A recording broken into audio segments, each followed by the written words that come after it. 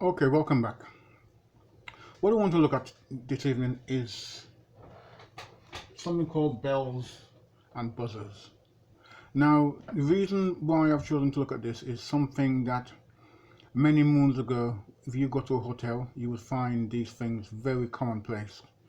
And if you rented a room in a hotel, when you press the bell in your room, what would happen is that it would ring a bell downstairs in the reception area. Within the reception area, you would be able to identify which room had been, I should say, which room had pressed their buzzer or pressed their push button. And you can identify each room in turn simply by that method. All I want to do is to show some probably old-fashioned systems that were in place at that point in time. But it's always important to remember or have a look at where we're coming from.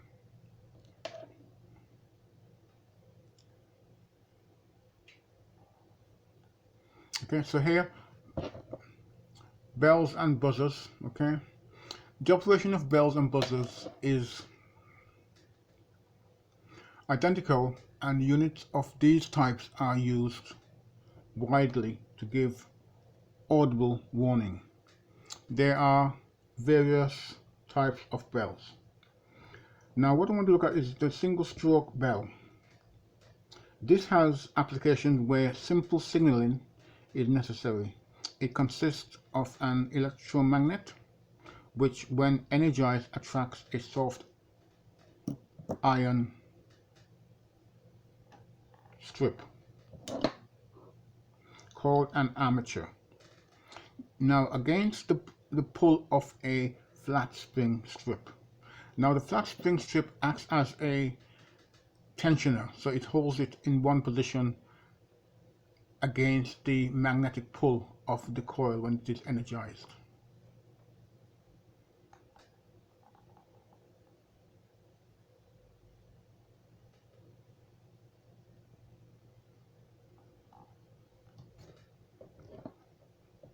Now a striker supported by the armature sounds the gong, figure 7.1, and we'll come to those figures later on down as we proceed, okay? But always look back at what the figure refers to. Excuse me. When the current is switched off by releasing the signaling push, the spring strip returns the armature to its original position. Excuse me, sorry about that.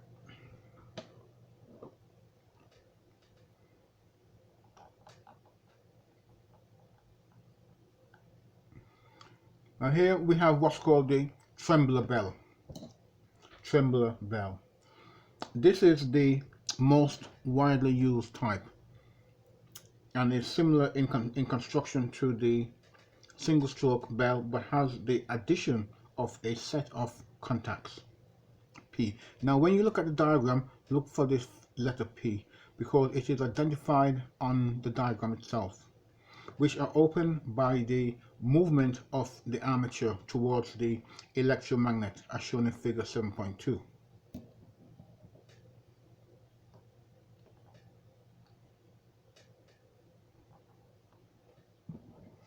This de-energizes the magnet and allows the armature to return to its original position, closing the contacts and repeating the cycle. So it's a trembler bell, so once you keep the button pressed, that trembler will continue to ring and activate the bell until you have released the buzzer, okay?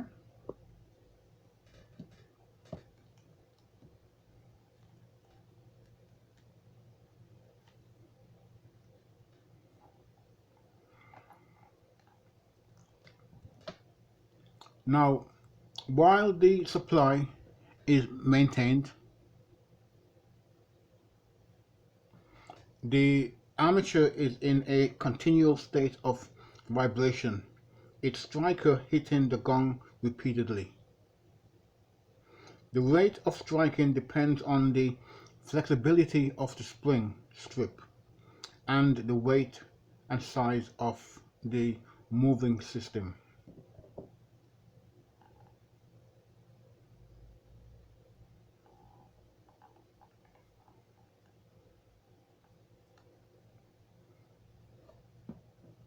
And here we have what's called the continuous ringing bell. It should be continuous ringing bell, okay? I seem to have missed my ing out of here. Okay, so I do apologize for that. Now this is a particularly useful for alarms system, since it will continue to ring after the external operating circuit has been broken. So although you've broken the circuit, this system, continuous ringing bell, will continue to ring even though you have broken the circuit, because it is an alarm system. This construction is shown in figure 7.3. Includes a relay arm which drops when the bell first rings, closing an internal operating circuit which continues to ring the bell until it is rested by lifting the relay arm to its original position. This can be done by means of pulling on a pull cord or by remote control. Okay. So what he's saying here is that with this kind of bell, you cannot reset it. Once it's triggered, and the only way you can reset it is by having a mechanism pulling on a cord which will reset it, or resetting it by remote control, which is what you will do when you try to push the button on your alarm system. So imagine you have an alarm in your home, right? And you know you have phone numbers, 1066 for instance, okay? When you put in the 1066, it will set the alarm, or it will disarm the alarm, okay? Now this is a similar thing here, okay? That's the principle behind your alarm system.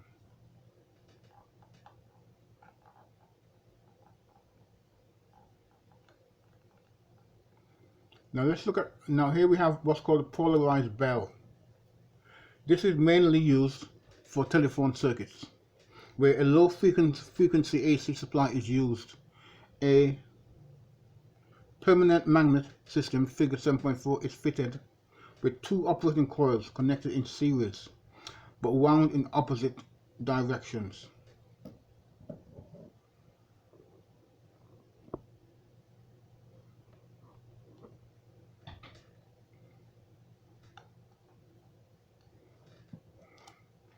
Alternating current will alternately weaken and strengthen the magnetic field in the side limbs, one being strengthened while the other is weakened. The moving system will thus be attracted to each side in turn, the striker sounding each bell in turn. So you're almost looking like a hammer action, moving from one side to the other, reliant upon the AC applied voltage, okay? And that comes about because, as you know, AC goes positive to negative, so it operates within that 50 hertz per 50 cycles per second frequency.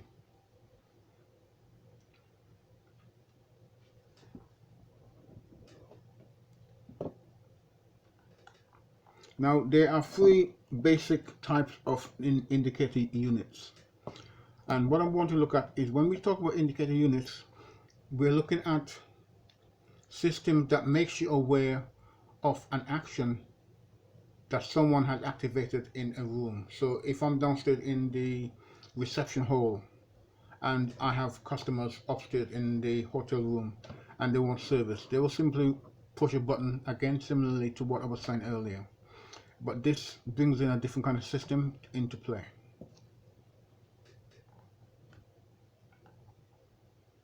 Now let's look at the pendulum type indicator.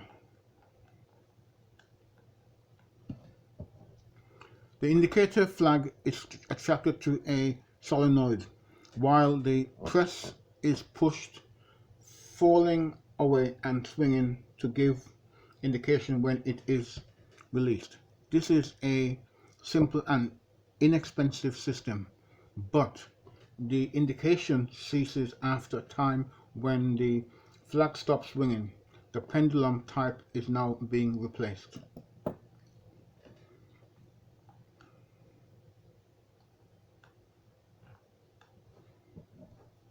Mechanical reset type indicators.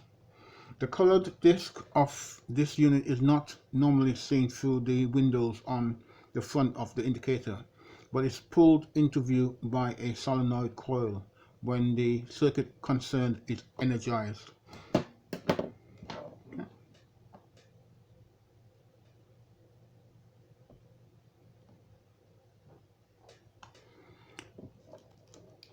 It then remains in the indicating position until the reset mechanical operation of a rod or lever is operated. And this is the kind of system you have seen in old style hotels many moons ago. Okay, but it's always still useful to know about it, even though we may no longer use it.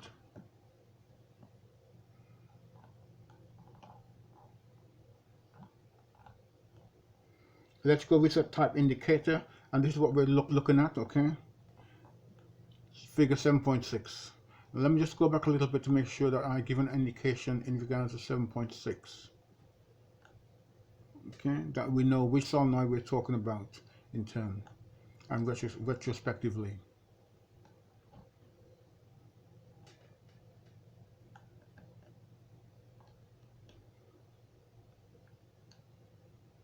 Now figure 7.4, 7.3,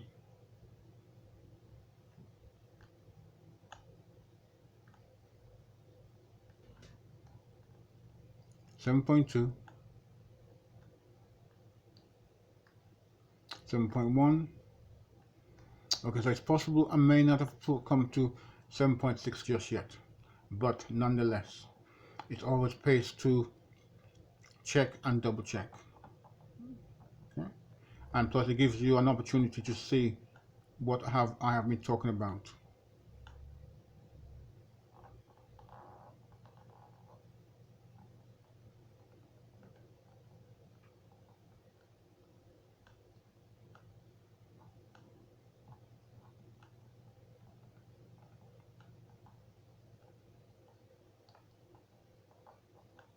Now I don't need to say anything further here because I've already discussed this.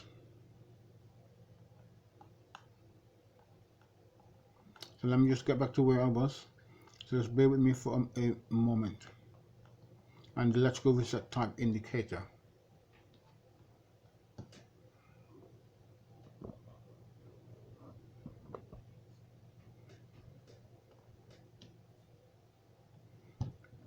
Figure 7.6. Now let me just move into it a little bit so you could see it in detail. Okay. It's four-way. Now it's simply four-way because 1, 2, 3. We have 4 buttons. So you can imagine that these buttons would be in a room somewhere. Okay. And what would happen is that they would have a transformer supply in 8 volts, 4 volts from the main supply. Okay. So you have your mains wherever it comes from here, and this would then be a step down transformer. Here you have your 240 volts main supply transformer. Those are the primary windings. This would be your secondary windings. But in this case we could take off tap-ins of the transformer at certain stages to give us voltages of 8 volts and 4 volts. Okay, and these would be off fuses here. Now what this would then do is provide a supply to your buttons, and the button, and then here we have a return to the neutral or the center tap of the transformer on the secondary side of the transformer. Okay, and by pressing your button here, what it does, it activates, it begins to ring a bell. So let's say we press this button here. Now this should have been labeled A, B, C, etc. Okay, but we'll just take it as button 1. You press that, and what happens there? You energize the coil. You then call this bell to ring. But that flag will move because by the energize effect of this coil will attract this flag. So therefore, if you're downstairs in the reception area, you can see that room, let's just call this room 1, has rang or has pushed the buzzer. So this room will need attention, or the customer in this room is looking for a service of some sort, okay? And that's the same effect that's been applied in each case, okay? And that would be in an indicator unit. Now the indicator unit would be placed somewhere downstairs, again in the reception area. So, and it would be someone there to see, a night porter or your night service staff.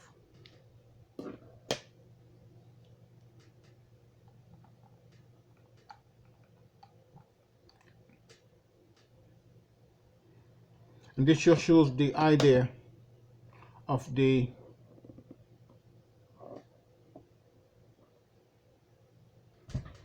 contactor, etc. Okay.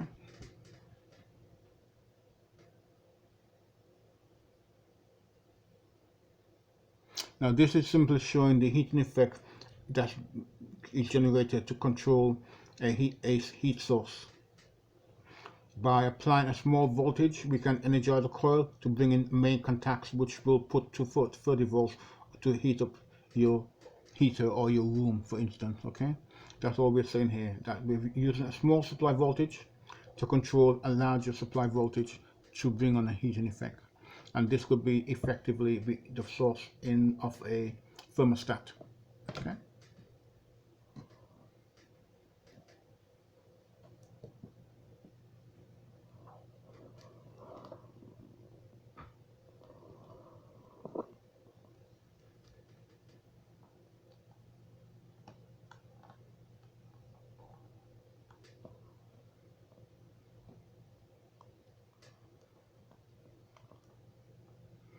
Right now, what I'm showing you here is this. Imagine this was just a 9-volt battery. Okay, so I've got 12 volts here, but with 9-volt battery, you know those 9-volt batteries that you can get in the shops or from Poundland. Here we have L1, L2, and L3. This is a diode, and it's a simple 12-volt diode. Okay, normally they would operate at 15, 20 volts. Okay, but what this does is it shows that it allows, if you press either of these switches here, it will only allow lamp 1 to light in this case, lamp 2 to be lit in this case, and lamp 3 to be lit in this case. What it then does, it gives out an indication that from here to here, you could put this to a bell or a buzzer. Now I said here an LED, but LEDs will just come into use, and then now much larger LEDs that's now visible and is in production, which can now be used in place of a buzzer. Okay, what it does, you see the lamp come on telling you whichever room has lit up, but then it also gives a buzzer so that you know someone has pressed a button, and it can tell you which room that will operate. So again, here we have got an updated version of what we were looking at previously. Okay, so a kind of updated version of this system here. Okay,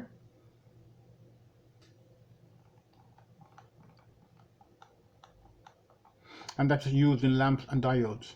Now remember, these lamps themselves could even be LEDs as well, but then remember, you then need a resistor in the circuit to limit the current flowing through the LED. Okay, and you need to make sure that resistor was in milliamps. Okay.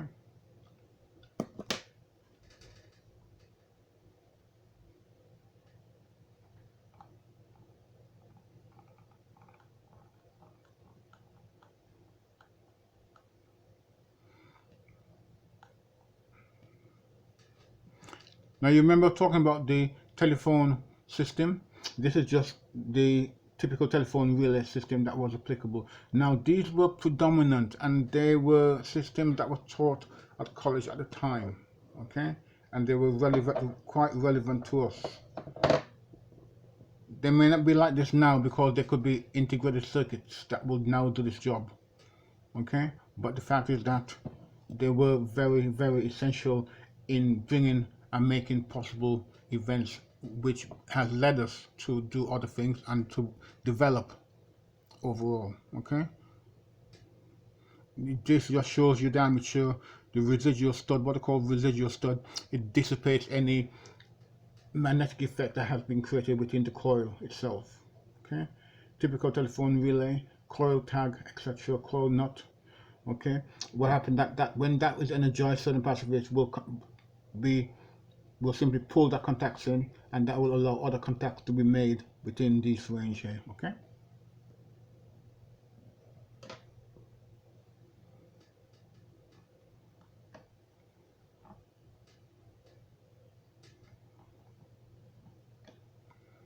Just make sure everything was in sight. Yes, it was. Okay, good. And here we have 7.4, the polarized bell. Okay.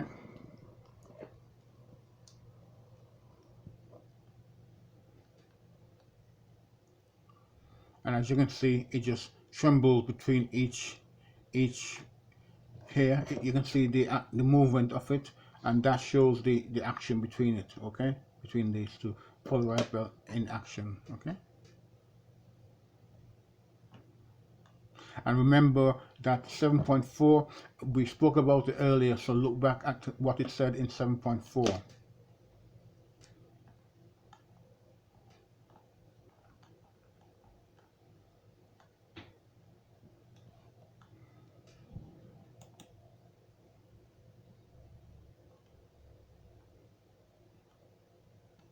Bear with me a second, let me see if I can just make this a little bit smaller.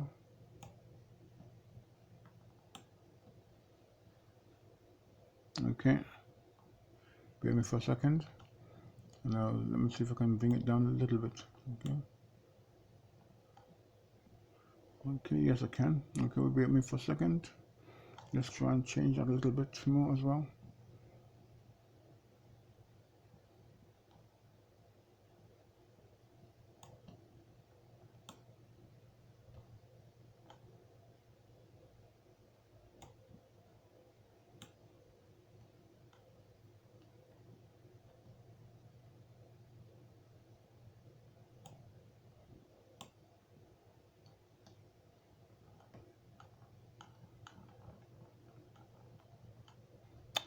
Bear with me for a second while I try and get this sorted. Okay, okay, let me just get this all in. Okay, now here we have spring flip. Now let me just go down a little bit because I want to get this in, and you can see the gong again. Now look at this is 7.1, and this is just single stroke bell. Okay, and sorry about that, I'm trying to get it all in here, but let me just see if I can reduce the overall view and modify that viewing session for a second so we can get it all in.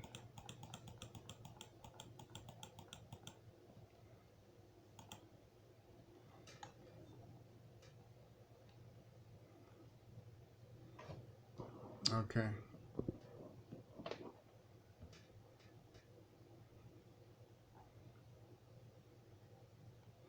And here's where, which I've said it before, figure 7.1 single stroke bell, and I've spoken about this already. So look back at the text as to what I've said about it, okay? There we are.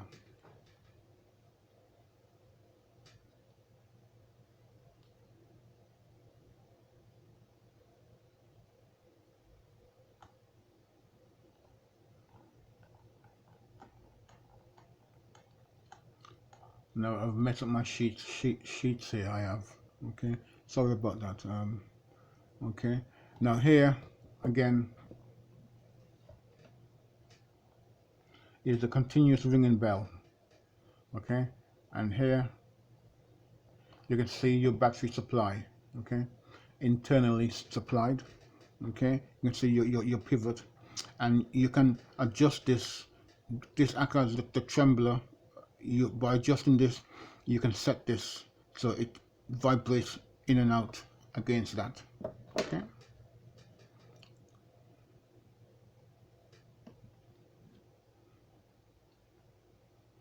and here you have your gong, so it will be knocking against the gong, and this gong would be metal. Okay, it would be metal, and believe me when I tell you, when this goes off, you hear you will know it. Okay, you cannot but miss hearing it. They will remind you of the fire bell.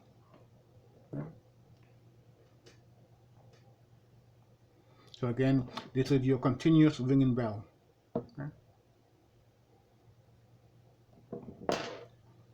And I'll just go up to make sure that you get everything in place, and you can see how it is structured. Okay, in place, in part, fully. I've reduced the magnification a little bit. Okay, so I hope that will help. Okay, I think that's it for now.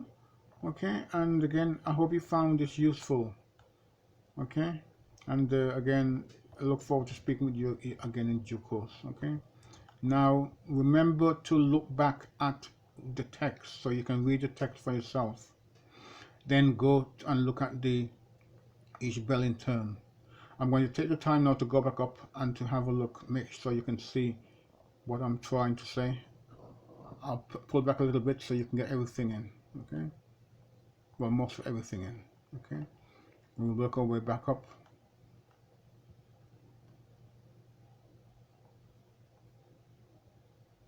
Okay,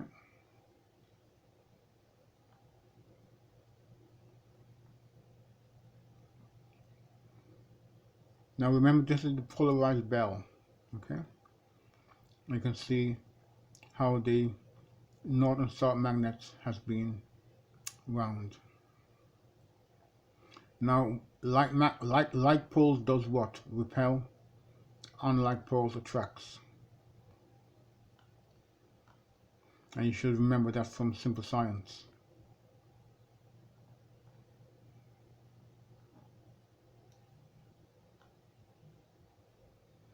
Now, this circuit here, again, you can actually build it yourselves with little LEDs, and so if you have 12 volts here, let's say you have 9 volts here, okay, and you need to have a resistor that will give you approximately maybe 10 milliamps flowing through here, assuming that these were LEDs. Okay, R equals V over I. So if you know V, which would be 9 volts,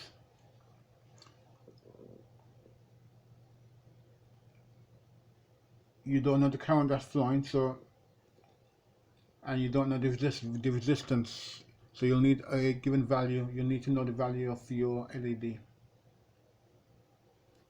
Okay.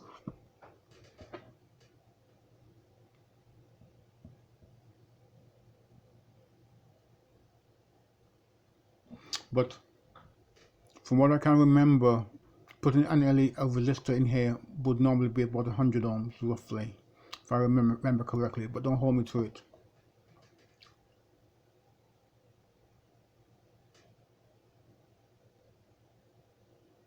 Because when you push the button, you don't want the LED to blow if it draws too much current directly through it. So you have to have a means of limiting the current flow through the LED. Okay, but let's go back up. But please note that these are lamps, not LEDs in this case. So let's go back. Let's make sure we get everything in. Okay.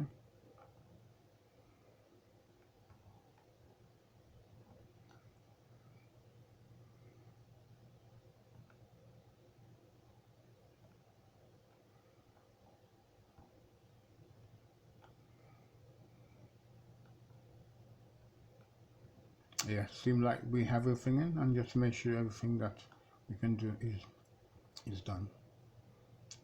Okay, again, I hope you found this useful. Now read the information, write it out for yourself, extract it. Don't just try to read it from the screen. I mean, I don't even know how you guys learn these days. It's unreal. I mean, I got guys coming into a classroom without pen or pencil, and they're doing science.